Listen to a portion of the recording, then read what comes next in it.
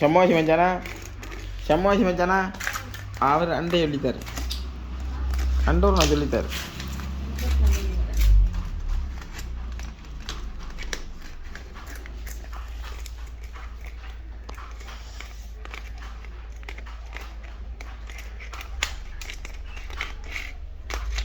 back பண்ணிட்டு கொடுக்கல நானே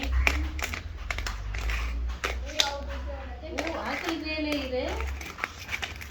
அவங்க அம்மா இருக்குல்ல வீடு நல்லாவே